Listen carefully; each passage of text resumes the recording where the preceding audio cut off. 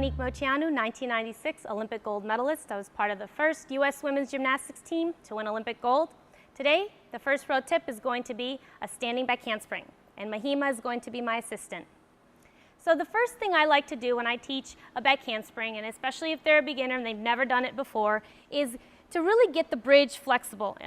Believe it or not, in a back handspring, you really need to be flexible in your shoulders. And the first key is to do a bridge and try to get it to where the gymnast is very, very flexible and comfortable in this position, because they're going to pass through it in a back handspring. So Mahima, let's show a bridge.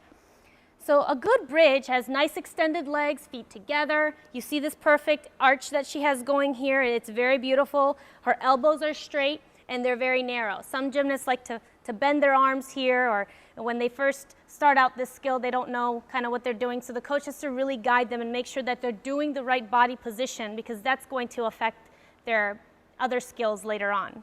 So she does it very nicely and perfectly. So this is what we want to master. And go ahead and come down. You want to hold that for 5 seconds for, between 2 and 4 reps a day, because we really got to work at that flexibility. Now, once that's mastered a little bit better, we can go on and continue to do one more stretch that I like to do to really get those shoulders strong and flexible.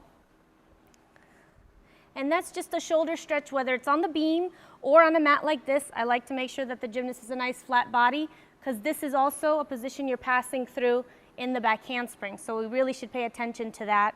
And I think it's very beneficial. So when you're stretching, the head can be in a neutral position. You see the shoulders and the arms are really, really open here.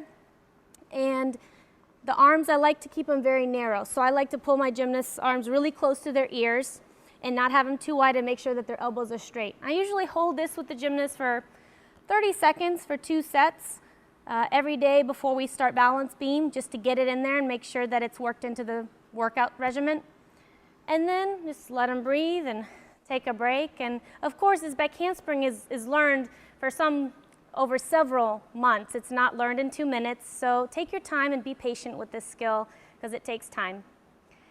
The next thing we're going to do is going to do what a lot of people do for back handspring, and that's a back handspring on one of these little rolling mats. It's called an octagon. And this is a very supersized octagon. Not everybody has one this large, but I think it's really helpful for this element, because it allows the gymnast to really feel this motion in slow-mo. So this back handspring, the beginning of it, they really get to feel that extension the way they should, and to use their legs, they have to jump to get up on here.